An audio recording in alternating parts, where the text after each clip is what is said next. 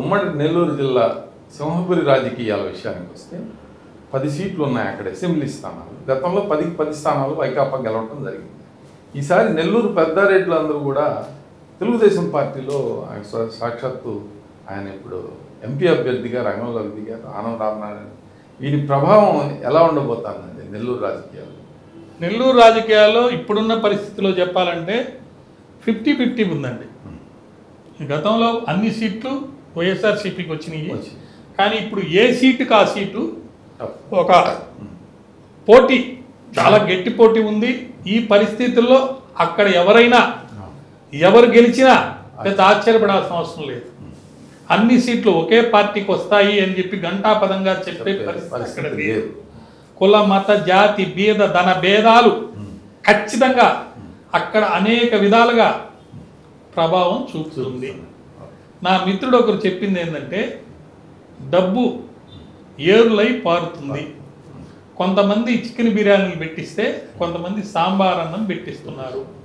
అది కాకుండా వ్యక్తిగత స్వేచ్ఛని భంగం కలిగించే విధంగా తిట్ల పురాణంతో అక్కడ ఈ యూట్యూబ్ దీని ఏదో అంటారు ఛానల్స్, మీడియా రోలు చాలా ఎక్కువగా ఉంది. ఎక్కడైతే ఎక్కువగా మీడియా రోల్ ఉండి మీడియా ఒక ఊపులో తీసుకెళ్తుందో ఖచ్చితంగా జనము దాన్ని అగెనెస్ట్ చేస్తారండి. నాకు ఒక నాయకుడు, చాలా సీనియర్ నాయకుడు చెప్పింది ఏంటంటే, ఆయన దగ్గరికి వెళ్ళి ఒకరు వెళ్ళి మాట్లాడుతూ అడిగారంట, అయ్యా వాళ్ళు చూడండి ఎంత డబ్బు ఖర్చు పెట్టేస్తున్నారో, చాలా పెట్టేస్తున్నారు, అసలు డబ్బు విచ్చలవిడే ఖర్చు పెట్టేస్తున్నారు, మీరేమో డబ్బే తీయటం లేదనంటే, ఎక్కువ ఎక్కడైతే డబ్బు ఖర్చు పెడతారో వాడు ఓడిపోతారయ్యా. జనంలో కూడా ఒక కాన్షియస్ ఎప్పుడు రన్ అవుతానే ఉంటుంది.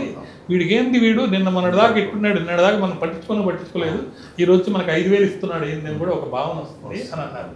ఇప్పుడు నెల్లూరు జిల్లాలో అన్ని సీట్లలో కూడా అన్ని రకాలైనటువంటి ప్రలోభాలకి అందరినీ లొంగిచ్చే విధంగా ప్రయత్నాలు జరుగుతూ ఉన్నాయి.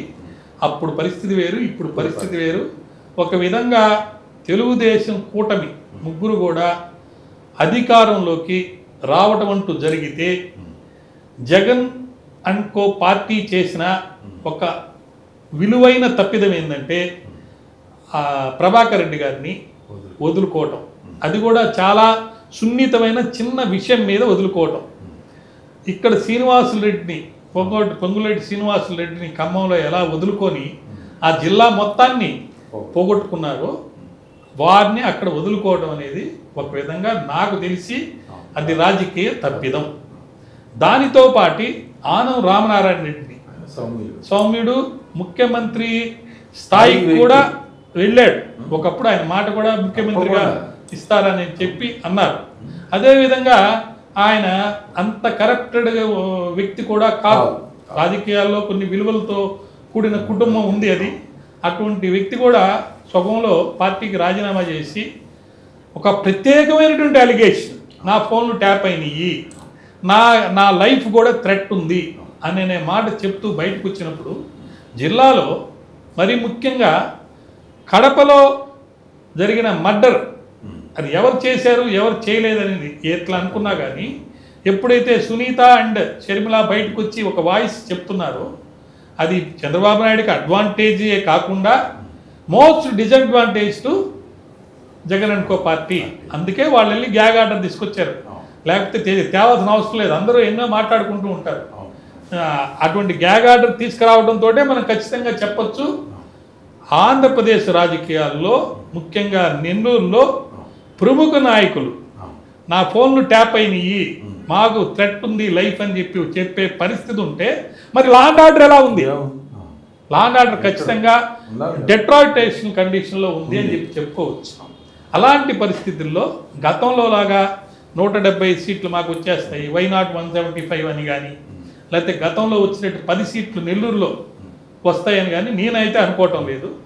మరి ఎక్కువ మంది జనం కూడా ఇప్పుడు అనే మాట ఏంటంటే ఒకటే ఒక మాట, మరి తెలంగాణ రాష్ట్రంలో రూరల్ ఏరియాలో ఏ విధంగా కాంగ్రెస్కి ఓట్లు వచ్చి సిటీస్లో పిఆర్ఎస్కి వచ్చిందో, అదేవిధంగా అక్కడ రూరల్ ఏరియాస్లో ఒకే ఒక అపోహ అనుకోండి, ఒకే ఒక పాయింట్ ఏంటంటే కొంత డబ్బు 2,60,000 2,40,000 ఒక వ్యక్తికి డబ్బు గవర్నమెంట్ నుంచి చేరింది కాబట్టి దాని ప్రభావం వల్ల కొన్ని సీట్స్లో పర్టికులర్లీ క్రిస్టియన్స్ మిగతా మైనారిటీస్ వీళ్ళందరూ కూడా జగన్కి ఓట్లేస్తారు కాబట్టి రూరల్ ఏరియాస్లో జగన్ పార్టీకి ఎక్కువ సీట్లు వచ్చే అవకాశం ఉంది. కానీ సిటీస్లోకి వచ్చేటప్పటికే ఎక్కడ ఎడ్యుకేటెడ్ ఉన్నారో అక్కడ వాళ్ళ యొక్క అవగాహన చూస్తే ఇసుక దొరకటం లేదు, ఇసుక దందా ఎవరు చేస్తున్నారో తెలుసు. ఎందుకంటే డైలీ వాడు లేచి వెళ్ళి 1,500 రూపాయలు కట్టాలి,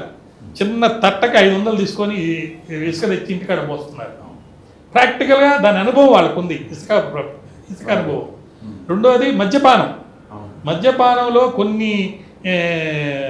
కొన్ని రకాలైనటువంటి డ్రింక్స్ తాగి ఇల్ హెల్త్కి కూడా గురవుతున్నారు అనేది ఒక సీరియస్ అలిగేషన్. సో రాష్ట్ర వ్యాప్తంగా ఉంది. అంటే నెల్లూరు వరకు మనం చూస్తే 2 కారణాలు నేను మద్యపానం గురించి చెప్పడానికి. ఎందుకంటే ఇప్పుడు అక్కడ నిలబడింది రాజు గారిని ఒక ఐఏఎస్ నెల్లూరులో కలెక్టర్గా చేసిన ఆయన నిలబడ్డాడు కాంగ్రెస్ తరఫున. ఆయన కలెక్టర్గా ఉన్న రోజుల్లో దూబగుంటలో రోషమ్మ అనే ఆమె మద్యపాన నిషేధానికి వ్యతిరేకంగా ఉద్యమం చేస్తే ఈనాడు సహకారంతో ఒక పెద్ద ఉద్యమం అయ్యి అక్కడ మద్యపాన నిషేధం అనేది వచ్చింది, ఎన్టీఆర్ తీసుకురావడం అయింది. సో ఇటువంటి పరిస్థితుల్లో మద్యపానం అనే దాని గురించి సంబంధించి నెల్లూరులో ఎక్కువగా ఒక డిసడ్వాంటేజెస్ పొజిషన్లోకి జగన్ పార్టీని తీసుకెళ్ళిపోవచ్చు. అది 2. మూడోది భూముల విషయం. ఈ హౌస్ సైట్స్కి అక్వైర్ చేసిన భూముల విషయంలో చాలామంది చెప్పేది ఏంటంటే తక్కువ రేట్లో ఉన్నదాన్ని ఎమ్మెల్యే అక్కడ లోకల్ ఎమ్మెల్యే ప్రభావం వల్ల తక్కువ రేట్లో కొని ఎక్కువ రేట్లో చూపించి గవర్నమెంట్కి అమ్మారు. ఆ స్థలాల దగ్గరికి వెళ్ళేదానికి కూడా అవకాశం లేదు.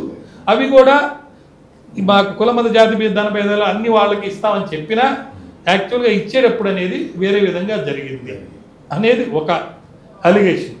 ఇది నెల్లూరులో ఎలా ఉంటుందంటే అండి, నెల్లూరు రాజకీయంలో డబ్బు గల్లోళ్ళు రెడ్డీస్ ఎక్కువ మంది ఉంటారు. సామాన్యంగా ఎంత కాదనుకున్నా అవుననుకున్నా జగన్ పార్టీ రెడ్డిస్ పార్టీ, చంద్రబాబుది కమ్మాస్ పార్టీ అని ఒక అవగాహన ఉంది. కానీ ఇప్పుడు అలా లేదండి. ఆ జిల్లాలో రెడ్డిస్తో పాటు కమ్మాస్ ఎక్కువ మంది, రెడ్డిస్ ఒక 30% ఆఫ్ రెడ్డిస్ కూడా అందులో ప్రముఖ కుటుంబాల నుంచి వచ్చి చేరారు. ఇప్పుడు నెల్లూరు జిల్లాలో మీరు లెక్కపెట్టి చూసుకుంటే రాజకీయ కుటుంబాలు తెలుగుదేశం పార్టీ తరఫున ఎక్కువ మంది రెడ్డిస్ నిలబడ్డారు. కావల్లో రెడ్డి, కోవూరులో రెడ్డి, నెల్లూరులో రెడ్డి, ఆత్మకూరులో రెడ్డి. అంటే నేను ఎందుకు చెప్తున్నానంటే తెలుగుదేశం పార్టీలో కూడా రెడ్డిస్ నిలబడ్డారు, ఎక్కువ మంది నిలబడ్డారు. కాబట్టి ఆ జిల్లా వరకు మీరు అడిగిన ప్రశ్నకి నా సమాధానం ఏంటంటే గతంలో అలాగూ లేదు. వాళ్ళు చెప్పినట్టు అన్ని సీట్లు వాళ్ళకే వస్తాయని కానీ, లేకపోతే అట్లీస్ట్ 70% ఆఫ్ సీట్స్ కూడా అక్కడ రాకపోవచ్చేమో జగన్ పార్టీ. 50-50 ఉన్నట్టు మనం అనుకోవచ్చు. మరిన్ని అప్డేట్స్ కోసం మా కాయ్ టీవీని సబ్స్క్రైబ్ చేసుకోండి. మా వీడియో కనుక మీకు నచ్చినట్లయితే లైక్ చేయండి, షేర్ చేయండి. మీ విలువైన అభిప్రాయాలను కామెంట్ బాక్స్లో తెలియజేయండి.